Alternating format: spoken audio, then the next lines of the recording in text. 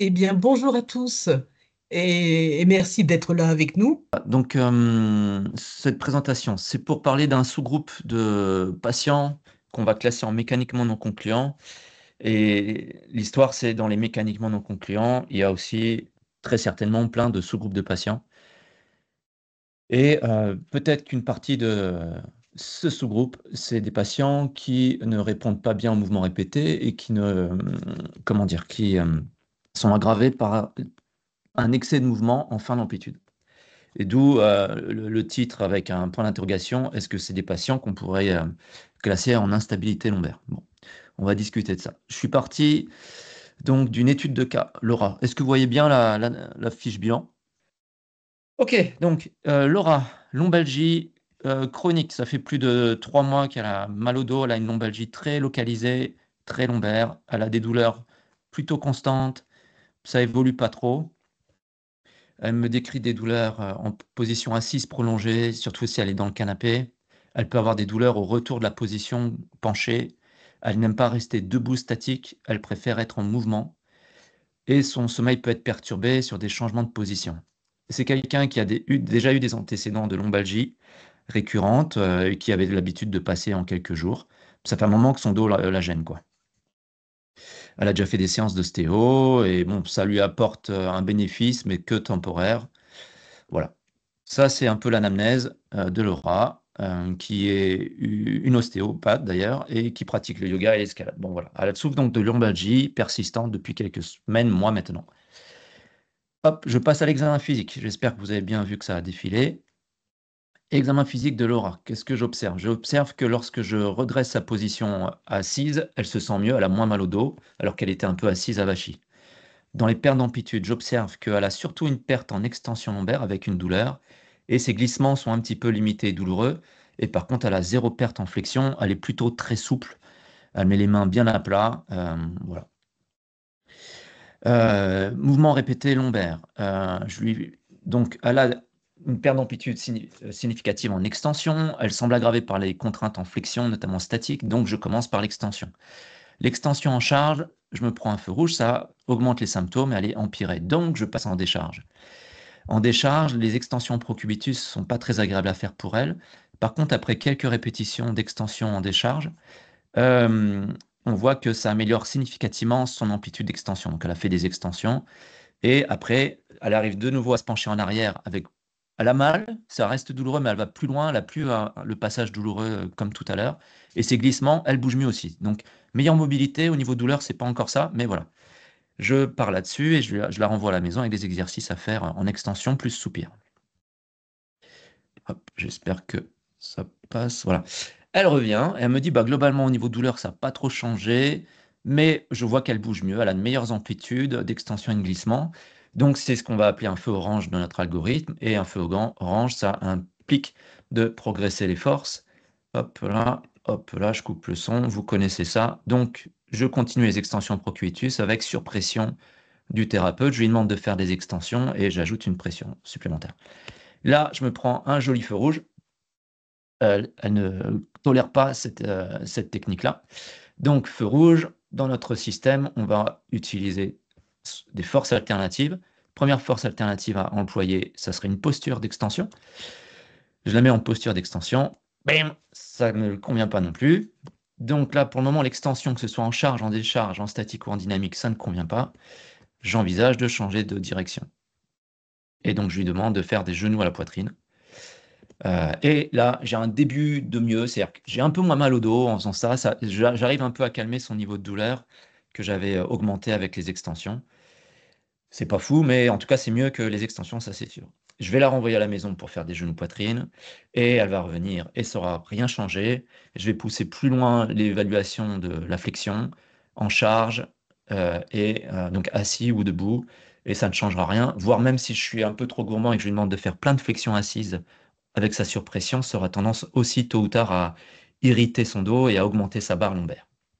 Donc au bout de 2-3 séances, je n'ai toujours pas trouvé de préférence directionnelle pour Laura. Et ma classification, ça sera donc mécaniquement non concluant, le terme va changer, ça sera présentation mécanique atypique dans la nouvelle classification. Bon, voilà. Mécaniquement non concluant, c'est une pathologie musculo-squelettique inconnue. Toutes les classifications sont exclues, les symptômes sont influencés par les positions ou les mouvements, donc c'est influencé par des contraintes mécaniques, mais il n'y a aucun schéma clinique connu où les réponses symptomatiques et mécaniques sont incohérentes. En gros, c'est mécanique, mais ça ne marche pas comme un dérangement, comme une dysfonction ou un postural, et j'ai éliminé les autres catégories autres. Et donc c'est là où, dans la littérature, quand on cherche les causes possibles de lombalgie chronique, il y a ce terme d'instabilité qui revient dans la littérature. On parle d'instabilité structurelle, d'instabilité fonctionnelle, et en gros, l'instabilité, c'est comme s'il y avait un excès de translation ou de rotation entre deux vertèbres sur un segment donné. D'après les papiers, ça représente entre 12 à 57% des lombalgies chroniques. Donc vous voyez, la marge est importante, ça dépend des papiers et de leurs critères d'inclusion. La littérature dit que c'est surtout au niveau de L4, L5, c'est là où l'orientation des facettes faciliterait cette instabilité. Les symptômes qui sont décrits, douleur lombaire, évidemment, douleur en position assise sans dossier. Les gens sont soulagés par un dossier. Douleur accrue lors du maintien prolongé de posture statique, ils n'aiment pas le fait d'être statique. Ils ont des contractures musculaires régulièrement, ils ont une qualité de mouvement anormale, ils vont avoir des douleurs assez vives sur des mouvements complètement anodins. Juste en se penchant et en se redressant, ils vont avoir une douleur assez vive. Juste en pivotant et en se retournant, ils peuvent avoir une douleur assez vive. Et puis, ça va impacter leur vie, évidemment, puisque tous ces rappels à l'ordre douloureux vont faire qu'ils vont avoir une espèce de peur du mouvement qui va s'installer et avoir du mal à faire leurs activités de loisirs professionnelles comme ils veulent, quoi. Au départ, c'est surtout une définition radiologique. Et donc, il y a trois systèmes qui permettent la stabilité de la colonne. Il y a un système passif, il y a un système osseux, enfin ligamentaire, osseux, et puis un système musculaire, neuromusculaire, avec un contrôle neuromusculaire, quoi. La radiologie, ça permet surtout d'évaluer le système passif. Et sur le plan radiologique, un patient est considéré instable si deux segments montrent une anomalie de translation de rotation ou un segment montre les deux simultanément. Je vous ai donné des valeurs ici. Voilà, donc ça, c'est des valeurs radiologiques. Mais voilà, le radiologue va faire son cliché et il va déterminer si on peut dire instable ou pas instable. Mais voilà, mais ça ne va pas permettre de détecter toutes les formes d'instabilité. Il y a des instabilités qu'on dit fonctionnelles qui ne sont peut-être pas décelées à la radiologie. Il y a des outils de dépistage. Là, c'est un questionnaire sur 14 questions, quoi. Enfin, 14 éléments. On coche oui ou non. Et le cut-off, c'est 6 sur 14. Donc, au-delà de 6 points sur 14, la probabilité que notre patient souffre d'instabilité augmente fortement. Les trois questions qui revenaient souvent, enfin les trois éléments qui revenaient souvent à l'interrogatoire, c'était un patient dont les douleurs alternent périodiquement. Il y a des bonnes phases et des phases où c'est plus douloureux. Le patient se sent pire lorsqu'il est assis sans dossier, aggravé par la position assis avachi, ce que nous décrivait Laura et ce que nous décrivent beaucoup de nos patients. Beaucoup de nos patients nous décrivent ça, beaucoup de nos patients nous décrivent des douleurs intermittente. Et le patient rapporte que le maintien prolongé d'une posture statique a un effet sur son problème de dos. Le fait de rester statique va aggraver ses symptômes, quoi. Ça, c'est ce qu'on retrouvait souvent. Il y a des tests cliniques qui sont évalués dans la littérature. On va en citer quelques-uns. Donc, c'est le Prone Instability Test. Celui-ci, c'est un des plus anciens qui a été étudié dans la littérature. À droite, c'est la version la plus ancienne. Donc, vous avez un patient qui est en bout de table. Vous faites un spring test, donc vous appuyez sur les épineuses et vous êtes à la recherche de la production de la douleur exacte du patient. Et ensuite, vous maintenez le spring test. Enfin, ensuite, vous demandez au patient de décoller les pieds du sol et vous refaites le spring test. Et le test est positif si, en décollant les pieds du sol, il n'y a plus la production de la douleur lorsque j'appuie sur le dos du patient. En gros, je contracte les muscles du dos, ça stabiliserait le segment concerné et mon patient n'aurait plus mal. Et récemment, j'ai retrouvé dans la littérature une variante de ce Prone Instability Test. Donc, c'est la colonne de gauche, là, où le patient, c'est un peu la même chose. On localise la zone douloureuse et là, on demande au patient de lever les jambes tendues. Et si la douleur n'est plus là au spring test, eh ben, le test est positif. Et il semblerait que cette version modifiée pourrait être plus intéressante et pourrait éviter des faux négatifs qu'on retrouverait ici. Bon, voilà. Ça reste à démontrer, mais voilà. Je ne l'ai pas encore testé celui-là, mais je pense que je le testerai avec mes prochains patients. Ça peut être intéressant. Donc ça, Prone Instability Test. Un autre test qui est décrit dans la littérature, si ça veut bien bouger. Hop, hop. Alors là, j'ai un bug. Si, c'est bon. C'est le Passive Lumbar Extension Test. Donc ça, c'est un test qui, d'après la recherche, c'est un des meilleurs pour mettre en évidence une instabilité. Beaucoup d'auteurs trouvent que c'est le meilleur, et puis après, il y a quelques auteurs qui l'ont mis en question, mais globalement, c'est celui qui semble être le meilleur sur le plan métrique. Le patient est à plat ventre, c'est une élévation passive des jambes jusqu'à 30 cm de la table, là, et on est à la recherche de la reproduction de la douleur du patient, où le patient va vous décrire une espèce de lourdeur dans son dos, où il va vous décrire le sentiment que son dos va lâcher, qu'il va se casser, quoi. Et donc ça, voilà, c'est le Passive Lumbar Extension Test. Et il est pas mal à utiliser. Et tout récemment aussi, il y a des auteurs qui ont développé ce test, le Rocking Test, et ils trouvent qu'il est un petit peu meilleur que celui dont je viens de vous parler. On amène le patient en flexion lombaire avec, il prend ses genoux, on le maintient en flexion lombaire et on va appeler a slight jerk. Donc on va appeler une petite secousse brève là en fin de flexion et on est à la recherche de la reproduction de la douleur du patient et ça serait en faveur d'une instabilité aussi, quoi. Bon, voilà. Sachant que ces tests-là, souvent, ont été corrélés, le gold standard, c'était une mesure d'instabilité à la radio.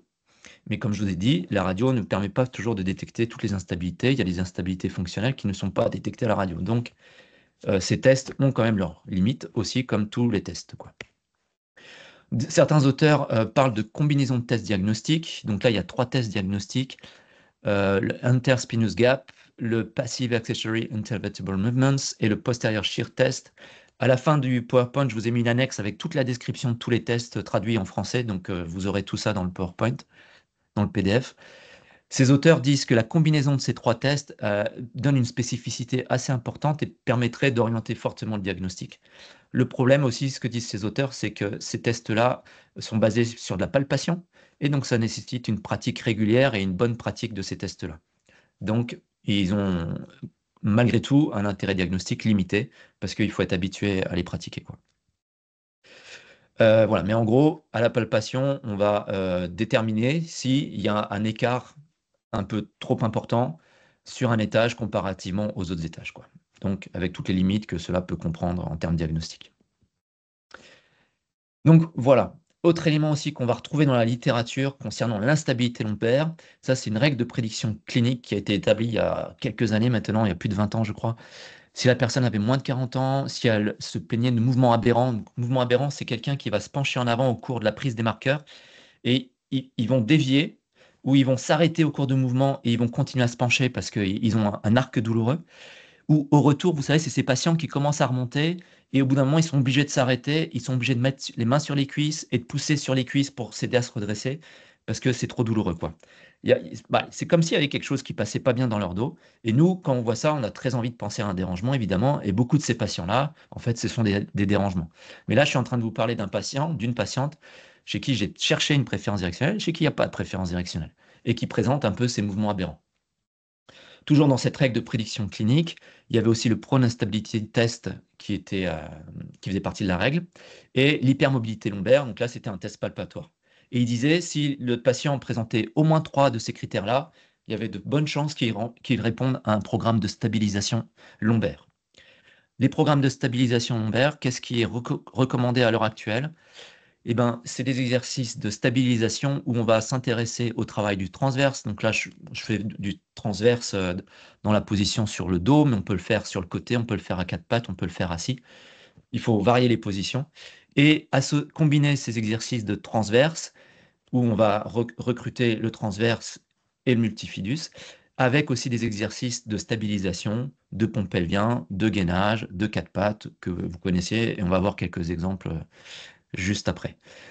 Donc voilà, donc ça apparemment ça a l'air de porter ses fruits, ce genre de programme d'exercice. Le problème de tous ces protocoles, c'est que, comment dire, au départ, quand on a sélectionné les patients pour appliquer ces protocoles-là, on n'a pas utilisé le gold standard qui est la radiologie à l'heure actuelle.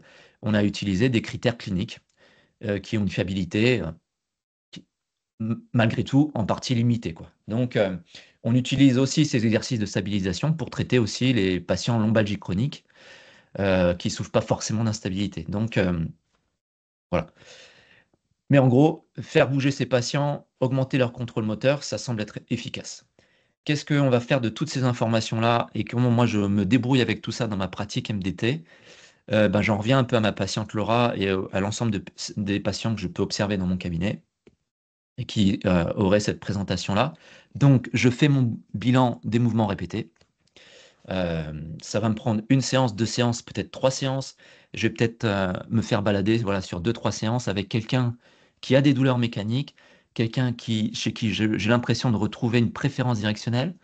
Sauf que, en premier lieu, j'ai l'impression de débloquer ces amplitudes, mais la douleur, elle persiste. Et dès que je pousse un peu plus loin le curseur pour soulager davantage la douleur, c'est là où je me prends des feux rouges, que ce soit en charge ou en décharge, que ce soit en statique, en dynamique, que ce soit en flexion ou en extension. Et c'est pour ça qu'au bout d'un moment, je suis obligé de conclure mécaniquement non concluant. Je vais pratiquer un de ces tests-là ou l'ensemble de ces tests-là. Souvent, j'aime bien pratiquer celui-là, là, le Passive Lumbar Extension Test, même si, honnêtement, peut-être qu'il n'y a pas beaucoup d'intérêt puisque je sais déjà que l'extension lombaire fait mal à mes patients puisque je l'ai déjà testé avec mes mouvements répétés. Et j'aime beaucoup pratiquer le Prone Instability Test. J'ai toujours pas essayé la variante là, juste sur le ventre, mais j'utilise moi la variante, enfin la variante, la technique d'origine avec les pieds en dehors de la table. Pourquoi il me plaît bien celui-là? Parce que, en fait, vous produisez la douleur du patient, et quand vous demandez au patient de contracter en levant ses jambes là, il ressent plus sa douleur. Et moi, pour moi, c'est un super argument pour vendre de l'exercice au patient, pour dire au patient, bah, vous voyez, vous avez mal, et quand vous contractez vos muscles, la douleur est soulagée.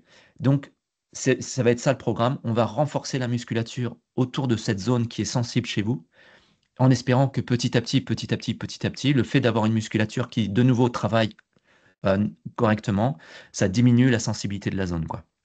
Et je trouve que ça va me servir de marqueur aussi et d'évolution pour mes patients, quoi. Et là, le rocking test, je ne l'ai toujours pas utilisé avec mes patients puisque ça fait pas longtemps que je viens de découvrir qu'il existait dans la littérature et je l'utiliserai peut-être avec mes patients et ça peut aussi servir de marqueur, évidemment, tous ces tests-là à réévaluer, quoi.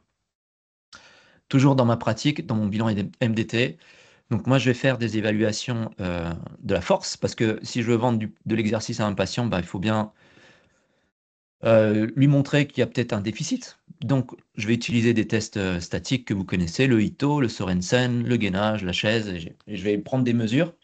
C'est surtout pour avoir des mesures de référence et puis réévaluer ça comme marqueur fonctionnel un peu à distance au bout de quelques semaines de programme.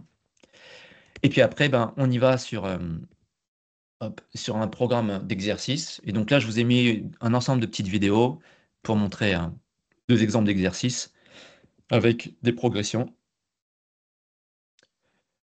Donc voilà, avec ben, vous augmentez. Donc on commence en statique avec pas beaucoup d'amplitude, et puis au fur et à mesure, vous allez mettre davantage d'amplitude, vous allez augmenter les bras de levier. Là, pour le moment, je vous ai montré beaucoup de choses en décharge, mais évidemment, là, je ne l'ai pas mis dans le PowerPoint, mais il y a tout un intérêt ensuite, quand mon patient progresse avec tout ça, à aller faire des choses en charge.